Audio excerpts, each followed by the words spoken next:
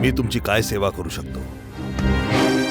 ठाकूर रणबीर सिंग, तू क्लासच्या गप्पा मारणार? सगळ्या दुनियेला माहिती की तुझा क्लास काय आहे. आपल्या बहिणीची इस्टेट हडप केल्यानंतर आपल्या खानदानाची टिमकी वाजवणारा, आपल्या मेहुण्याच्या फॅक्टरीमध्ये आग लावण्यासाठी गुंड पाठवणारा मला क्लास शिकवणार? ठाकूर गोंड नाही, सिंह पाळतात. जर तुम्ही तुमच्या वर्करांना ताब्यात नाही ठेवू शकत तर त्याच्यात दुसऱ्याचा काय दोष? तुझी ही बकवास बंद कर ठाकूर रणबीर सिंग. एवढं जग पाहिल्यानंतर देखील तुमच्याकडे बोलण्याचे संस्कार नाहीयेत चित्तरंजन साहेब. Shut up! मी तुला फक्त हे सांगायला आलोय, यापुढे जर तू पुन्हा अशी काही हरकत करण्याचा प्रयत्न केलास, असा आपटेन की पुन्हा कधीच उठू शकणार नाहीस. अजून एक गोष्ट, तू यापेक्षा सुद्धा खालच्या थराला जाऊन वागलास तरी सुद्धा हा प्रोजेक्ट तू मिळवू शकणार नाहीस. ठीक आहे, ठाकूर रणवीर सिंग त्या दिवशीची वाट पाहेल. नाव यू मे गो.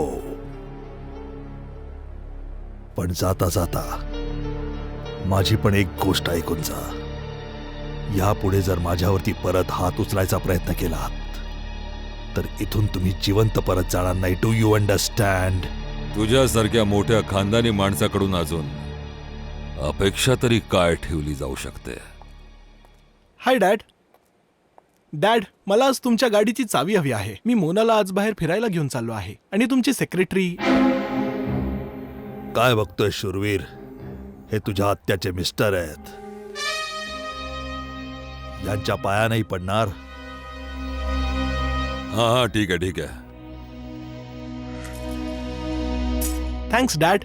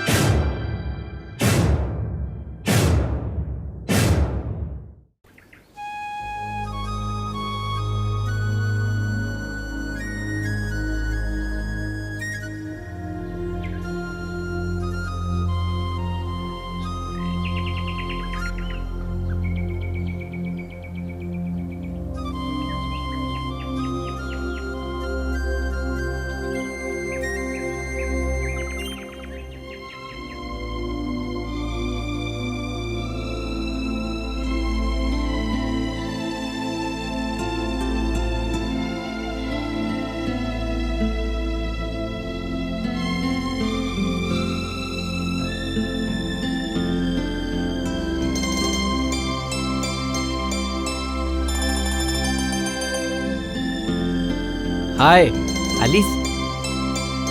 हाय.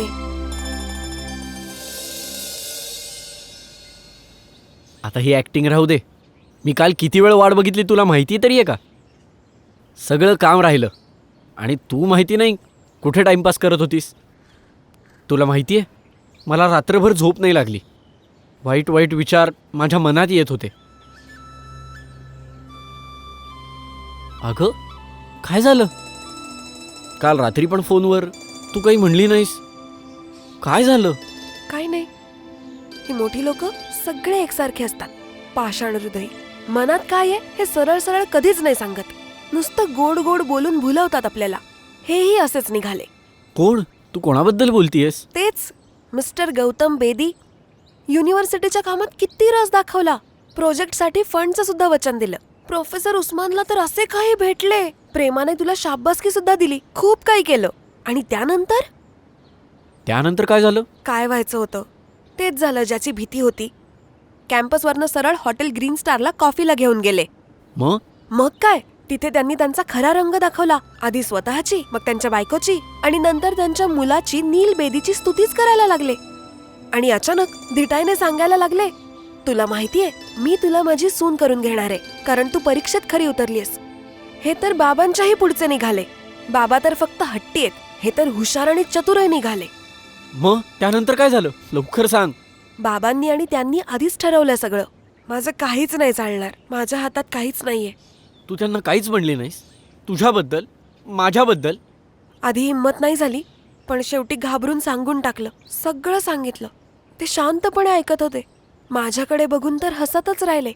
जेव्हा बोलता बोलता मला दम लागला तेव्हा माझ्या डोक्यावर हात ठेवून म्हणाले, प्रत्येक मुलामुलींच्या बाबतीत असं होतच असतं की फिल्मच्या हिरो आणि हिरोईन सारखं कॉलेजच्या दिवसात प्रेम करतात, पण आयुष्य हा चित्रपट नाही शामली, वस्तुस्थिती आहे. आणि वस्तुस्थिती ही आहे की मी पहिल्या नजरेत तुला माझ्या मुलासाठी निवडलंय आणि हे सगळं तुझ्या बाबांच्या मर्जीने होतंय.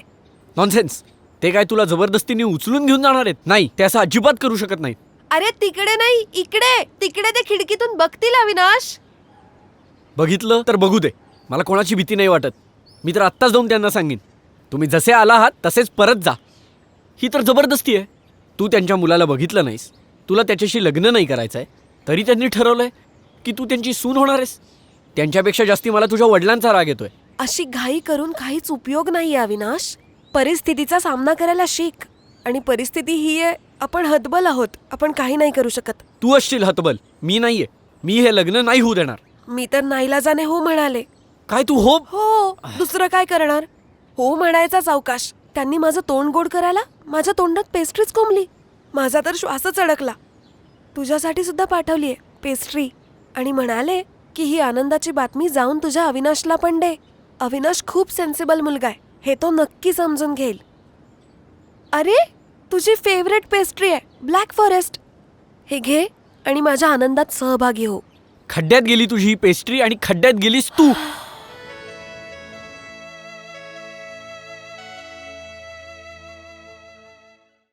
अच्छा, एक अर्जंट मेसेज आहे. कबीरला हे सांगा की जी परवा मीटिंग झाली होती त्याचे मिनिट्स अजून सर्क्युलेट नका करू. ठीक आहे, सांगेन मी. तुम्ही कधी येताय? आता तुमचा हा मूर्ख भाऊ माझा जीव सोडेल तेव्हा येईन. अच्छा ऐका, कबीरला माझा मेसेज द्याल आणि गौतम साहेबांची पूर्ण काळजी घ्या. आता इथे काय चालू आहे तुम्हाला फोनवर काय सांगू, तिथे आल्यानंतर सांगेन. अच्छा फोन ठेवा, मला अजून काम आहेत.